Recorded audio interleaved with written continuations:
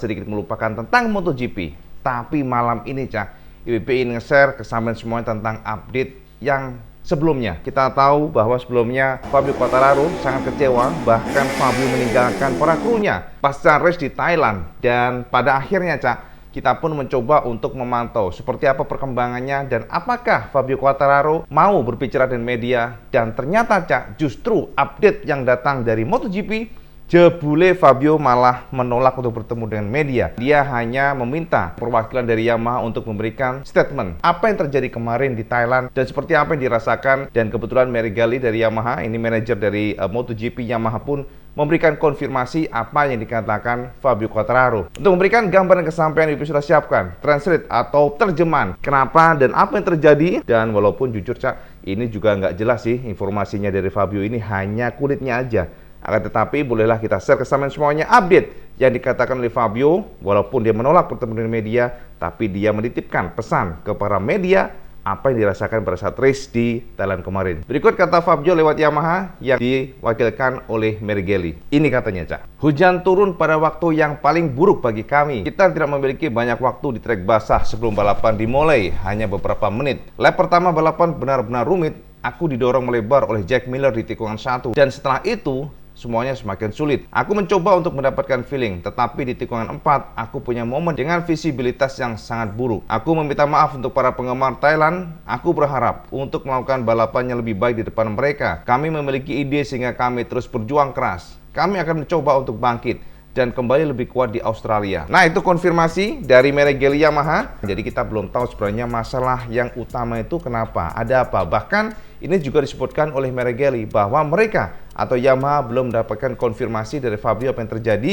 Ini pernyataan dia langsung, Cak, ke media. Kami belum berbicara dengan Fabio setelah balapan karena dia mungkin sangat kecewa dan frustasi, kemudian langsung ke markas untuk menenangkan diri. Sulit bagi kami untuk menilai apa yang terjadi sampai kami berbicara dengannya nanti. Kami harus berbicara dengannya, memeriksa data dan melihat apakah ada kecocokan persepsi. Pastinya balapan adalah pertaruhan bagi semua orang. Setelah melakukan semua sesi di lintasan kering dan kemudian balapan di lintasan basah. Tapi kami melakukan hal yang sama di Indonesia dan tampil sangat baik. Di sini benar-benar kebalikannya.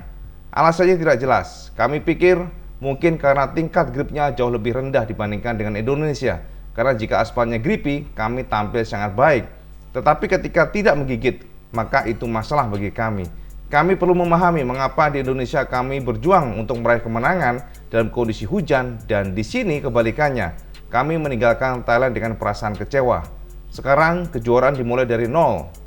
Dan aku berpikir satu-satunya cara untuk mencoba menang adalah menyerang. Yes, itu konfirmasi Meregali. Informasi tersebut memberikan kita gambaran bahwa ternyata pada saat wet race kita harus bangga. Ternyata Mandalika disebut lebih grippy, artinya ya lebih traction dibandingkan dengan Chang Buriram Thailand kemarin.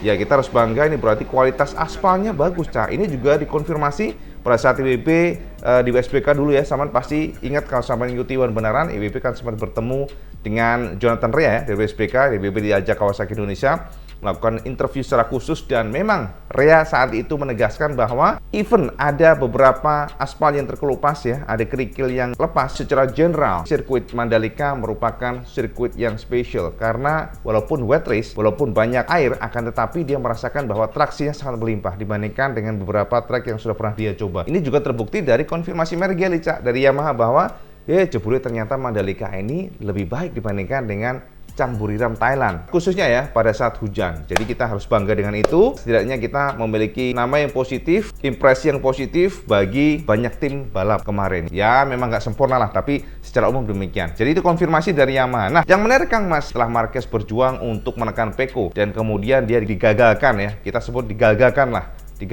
oleh Zarco, dan ternyata memang Marquez mengatakan bahwa sepertinya memang ada strategi khusus, strategi yang disebut Marquez sebagai Ducati Cup. Ya gimana nggak, karena ada semacam kerjasama, Cak. Jadi saling bahu-membahu, dan ini menurut Marquez wajar karena Ducati sudah lama tidak juara dunia sejak 2007, terakhir dengan Casey Stoner. Tentunya ada ambisi khusus di mana mereka ingin juara dunia, dan ini juga dikonfirmasi oleh Mark Marquez bagaimana sulitnya mengejar Ducati Bagaimana gilanya akselerasi Ducati, bagaimana kuatnya braking Ducati sehingga Marquez sudah memberikan semuanya dengan kondisi yang penuh dengan limitasi. Akan tetapi bisa dikatakan bahwa Honda memang harus improve kalau ingin bertarung melawan Ducati, khususnya pada sisi braking dan juga pada sisi keluar tikungan, out of the corner. Nah, ini konfirmasi dari Marc Marquez setelah dia bertarung dengan Pecco yang kemudian direcokin oleh Zarco. Dan berikut kata Marc Marquez, "Aku melakukan balapan yang solid, mirip dengan Motegi. Aku start dengan tenang, menemukan ritmeku untuk menghangatkan ban. Di 5 lap pertama aku sedikit mengambil lebih banyak resiko. Namun setelah itu aku mencoba tampil konsisten, kemudian langkah demi langkah aku mendapatkan ritme dan lap timeku semakin cepat. Tetapi semua menjadi sulit ketika aku berada di belakang Ducati, sebab untuk menyalipnya kamu harus jauh-jauh lebih cepat karena mereka mengerem sangat dekat ke tikungan dan kemudian mereka juga memiliki akselerasi yang luar biasa. Ini kurasakan ketika aku sudah menempel Pecco. Hampir tidak ada celah untuk menyalipnya, walaupun aku sedikit lebih kencang tetapi tidak cukup untuk menyerang. Kemudian Zarco menyalipku, dan itu wajar ketika kamu memiliki kecepatan serta akselerasi yang lebih baik. Tentu itu mudah dilakukan. Aku lihat Zarco datang menyerangku dengan sangat cepat, kemudian menyalipku dan entah kenapa seperti tetap di belakang Pecco. Ducati memang belum pernah juara sejak 2007, jadi wajar kalau ada Ducati Cup di depan. Mereka harus mengambil keuntungan, apalagi mereka sekarang memiliki motor terbaik di grid. Jadi ketika pembalap ada di depan mereka, mereka harus menggunakan kekuatan tersebut untuk memenangkan kejuaraan. Jujur saja, kondisi hujan menyelamatkan hidupku, karena ini pertama kalinya sejak operasi aku bisa mendekati full attacking sejak FP1. Aku mengendarai motor seperti yang kalian lihat di TV. Agresif, menggerakkan motor, bergoncang, dan menghindari beberapa tabrakan. Padahal di pagi hari sebelum race, bangun pagi lenganku sakit dan terasa kaku. Ototku sudah mulai protes. Dalam pemanasan kita merasakan hal itu, jelas membuatku cukup ngeri. Tetapi kemudian kami melakukan sesuatu di klinik dan akhirnya aku lega bisa balapan dengan cara yang baik. Ya, walaupun kalian bisa lihat aku sedikit kelelahan saat mengangkat siku di atas motor, itu berarti lengan tidak bekerja dengan baik dan kelelahan. Tapi sepanjang akhir pekan aku bisa membalap dengan baik. Aku tidak bisa pungkiri, hujan banyak menolongku karena kalau tidak bakal lebih berat buat fisik. Setelah race aku kembali ke Spanyol, mengunjungi fisioterapis juga dokter, dan setelah dicek semuanya baik-baik saja, tapi butuh waktu untuk pemulihan. Jujur, Phillip Islands akan menjadi sirkuit yang sulit, terutama dengan Honda, karena titik lemah kami akan terkonsentrasi di sana. Tapi bagiku sekarang yang penting adalah datang dari Aragon ke GP Thailand. Aku merasakan langkah fisik yang besar. Itu adalah targetnya, dan aku tahu di Australia mungkin Honda akan membawa beberapa komponen baru. Mari kita lihat saja. Kami sekarang bekerja untuk fokus di tahun 2023. Yes, itu konfirmasi Marc Marquez, Kang Mas ya. Jadi sudah bisa kita pastikan Marquez kemarin memang sudah full attacking. Marquez sudah merasakan secara limitasi motornya memang bukan lawan Ducati. Ya kita lihat aja kemarin Cak Sam, perhatikan aja bagaimana Marquez sudah sama-sama buka gas selalu ya, Ducati langsung ngacir ke depan. Makanya sudah on limit tiba-tiba Zarco datang, dan Zarco ada semacam opini yang berkembang. Zarco ini seperti mengalah. Zarco seperti menjadi pengawal atau benteng dari Pecco, dan ini juga ternyata tidak dibantah oleh Zarco, Cak. Sampean tahu nggak, Zarco sudah menegaskan bahwa dia realistis, dia tidak mau membahayakan Pecco karena Pecco adalah orang yang memang saat ini berjuang untuk kejuaraan. Konfirmasi dari bos Ducati, Gigi, ternyata juga memberikan rasa terima kasih yang luar biasa kepada Zarco. Jadi ini artinya apa, Cak? Ducati saat ini sudah seperti memberikan sinyal kepada para pembalap lainnya, Ducati lainnya, ayo bergotong royonglah, bantu Ducati. Dan ini juga terindikasi bahwa sepertinya ke depan Pecco akan menjadi lawan berat buat Fabio. Kita tahu saat ini Pecco hanya terpaut 2 angka, 3 race hanya finish di depan Fabio, maka juara dunia milik Ducati. Ini akan menjadi tantangan yang sangat berat bagi Fabio pastinya, mengingat grafiknya, Cak. Kita melihat bahwa Yamaha ini memang grafiknya selalu begitu. Awal race bagus banget, maksudnya awal musim ya, di pertengahan dia grafiknya selalu turun. Tapi Pecco, dia selalu awal race-nya atau awal musim itu kurang, akan tetapi grafiknya terus nanjak. Secara hitung-hitungan angka, Ducati sangat dekat untuk menjadi juara dunia. Tergantung nanti bagaimana race-nya. Dan saat ini kita akan tinggal 3 race lagi, Phillip Islands, kemudian Sepang Malaysia, dan terakhir adalah Valencia. Itu konfirmasi WB ya, buat sampai semuanya kabar bahwa ternyata Fabio masih menolak untuk bertemu media. Bahkan detik ini pun Yamaha belum memberikan konfirmasi apa yang menjadi masalah kemarin. Yang terbaru, Cak, mungkin ini adalah informasi terakhir bersama semuanya untuk video ini, di mana ternyata untuk MotoGP race tahun depan sudah ada kalendernya, jadwalnya, dan kita ternyata kaget juga ya, posisi Mandalika tidak lagi di depan, artinya tidak akan digelar di awal tahun, Akan tetapi Mandalika sudah mirip-mirip jajar dengan Sepang Malaysia. Jadi nanti akan digelar di akhir-akhir tahun, termasuk juga nongolnya India, termasuk juga Kazakhstan yang kita lihat sudah masuk kalender MotoGP walaupun statusnya masih masuk homologasi. Nah, untuk memberikan gambaran kesamaan semua secara detail kalender MotoGP tahun depan seperti apa, IWB sudah siapkan videonya berikut ini, Cak. Ini informasi buat teman semuanya tentang kalender MotoGP tahun depan, dan bisa kita konfirmasi, Cak, ternyata ada perombakan untuk schedule-nya. Dimana kalau kita perhatikan di sini ternyata Mandalika tidak lagi di awal tahun, akan tetapi akan masuk di akhir tahun, mirip dengan Sepang, Thailand, dan juga Australia. Nah, ini akan menarik sekali. Termasuk ada beberapa tambahan bakal adanya India yang masuk dalam kalender, termasuk juga Kazakhstan. Tapi semuanya masih dalam proses homologasi. Oke, kita akan coba bahas dulu yang pertama, Cak. Jadi yang pertama, untuk seri awal kita akan disodori dengan Portugis GP. Ini tidak umum, soalnya biasanya kan Qatar untuk pembuka, kan tetapi Qatar akan digeser, Cak. Jadi kita akan di Portugal, itu dilaksanakan di tanggal 24 sampai dengan 26 Maret. Kemudian kedua langsung merapat ke Argentina, Termas de Rio Hondo, dengan schedule atau jadwal di 31 sampai dengan 2 April. Jadi 31 Maret sampai dengan 2 April.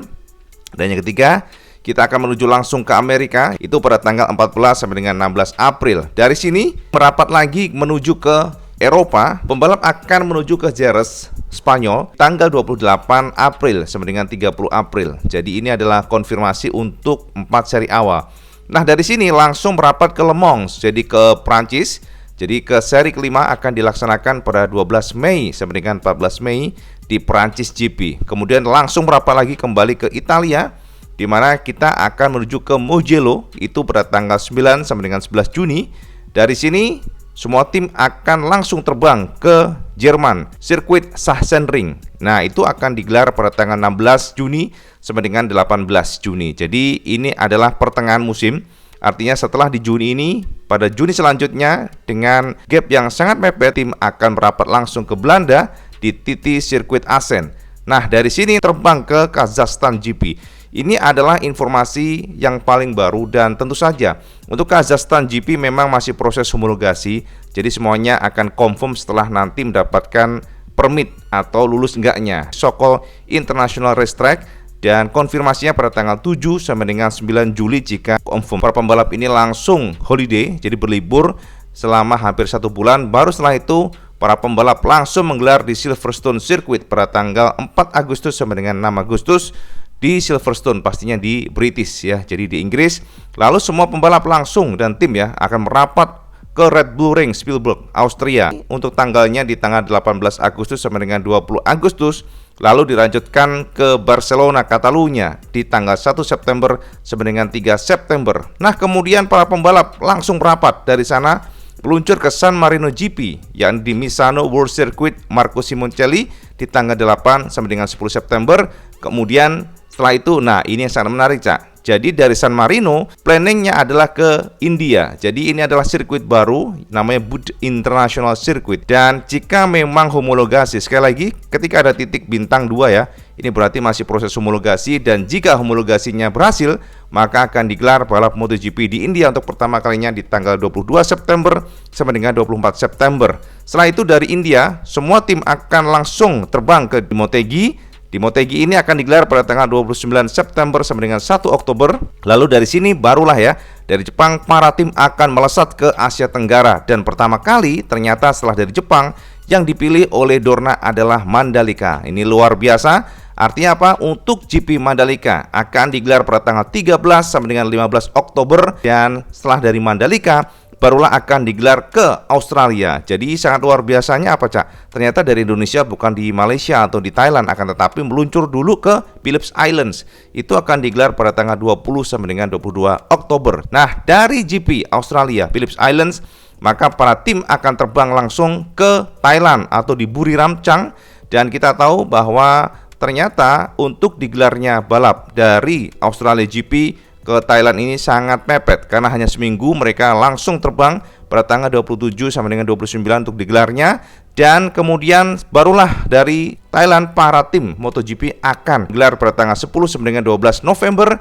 Dan barulah dari sini yang menarik adalah dibolak-balik lagi, Qatar yang biasanya jadi pembuka ternyata di musim depan akan menggelar MotoGP pada tanggal 17 November sampai dengan 19, dan ini tetap akan digelar pada evening race.